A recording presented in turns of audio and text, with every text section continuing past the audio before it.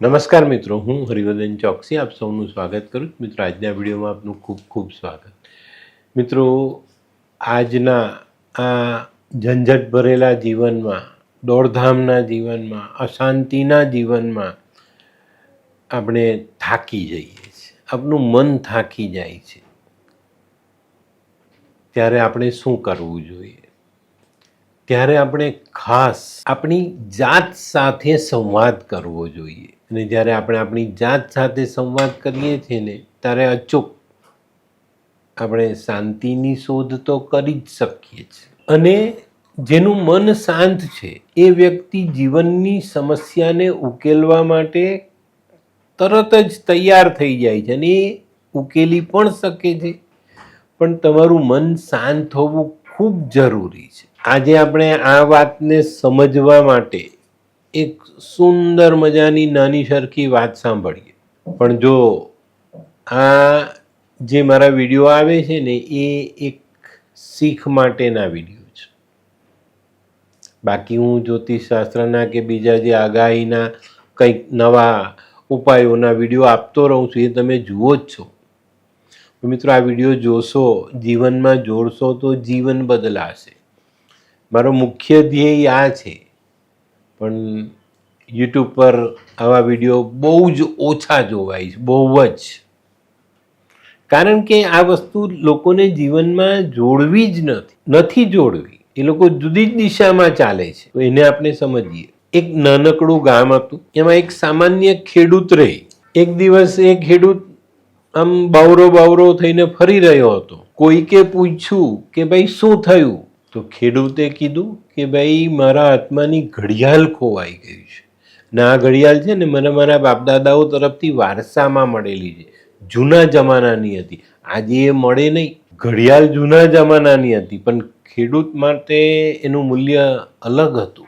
અને આ ઘડિયાળ એના બાપદાદાઓને કોઈ ખાસ વ્યક્તિએ ભેટમાં આપેલી.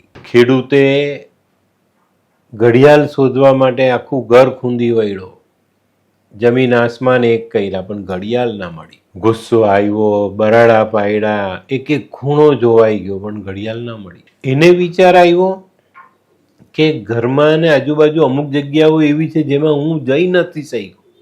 તો એક કામ કરું, નાના નાના બાળકોની મદદ લઉં અને બાળકો દ્વારા આ ઘડિયાળ શોધવાનો પ્રયત્ન કરું. કદાચ એ લોકો શોધી શકશે.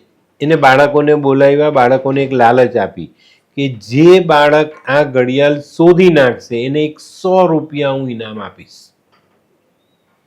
બાળકોને 100 રૂપિયાની રકમ લલચાવી ગઈ. ઘડિયાળ ઘરમાં જ ક્યાંક ખોવાઈ છે, એટલે મળી તો જશે જ એમ કે.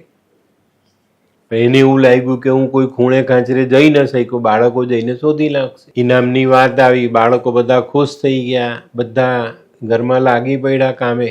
બાળકો બધા રૂમમાં ગયા, જ્યાં જ્યાં ઘડિયાળ મૂકી શકાય એવી બધી જગ્યાએ એમને શોધ કરી, પણ મળ્યું કંઈ નહીં. 2-3 કલાક મહેનત કરી બાળકો થાક્યા, પરિણામ શૂન્ય.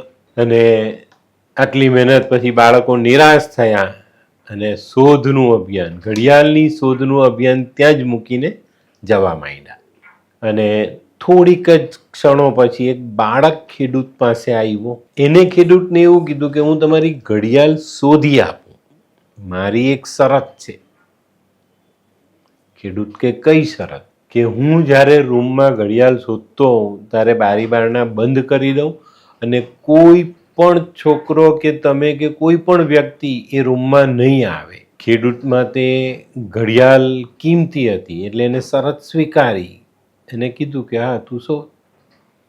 બાળકે બારી બારણા બંધ કરાવ્યા, એ એકલો ગયો. હવે એને શોધવાની શરૂઆત કરી. થોડીક વાર થઈ એટલે બાળક ખેડૂતની ઘડિયાળ હાથમાં લઈને બહાર આવ્યો. અને આ ઘડિયાળ જોઈને ખેડૂતને પહેલા કયો વિચાર આવ્યો કે આ બાળકે ઘડિયાળ લઈને સંતાડી દીધી હશે ને આ બારી બારણા બંધ કરીને લઈને બહાર આવ્યો. અને એને પેલા છોકરાને પૂછ્યું કે અમે આટલી બધી મહેનત કરી, અમને ઘડિયાળ ન મળી, તને કેવી રીતે મળી? અને તું થોડીક જ મિનિટમાં શોધી લાવ્યો. તો તે આ ઘડિયાળ શોધી કઈ રીતે? તો બાળકે કીધું કે આમાં કંઈ બહુ મોટો વિશેષ પ્રયત્ન કરવાની જરૂરિયાત નહોતી. હું રૂમમાં ગયો, બારી બારણા બંધ કર્યા, તમને બધાને બહાર કાઢ્યો, અવાજ શાંત થઈ ગયો અને પછી મેં મારા કાનને કામે લગાડ્યા. ઘરમાં તમારી ઘડિયાળનો અવાજ સાંભળવાનો પ્રયાસ શરૂ કર્યો અને થોડીક જ વારમાં મને તમારી ઘડિયાળનો ટીક ટીક અવાજ સંભળાયો અને એ અવાજની દિશામાં હું ગયો અને ત્યાં શોધ્યું તો તમારી ઘડિયાળ મળી ગઈ. તો મિત્રો, આ વાત પરથી આપણે શું સમજવાનું છે? આપણે એ શીખ લેવાની જ કે આપણે આપણી જાત સાથે સંવાદ કરવો જોઈએ. ઓરડાની શાંતિ ઘડિયાળ શોધવામાં મદદરૂપ થઈ તો તમારા મનની શાંતિ તમારા જીવનના જે પ્રશ્ન છે ને એનો હલ ચોક્કસ શોધી આપે.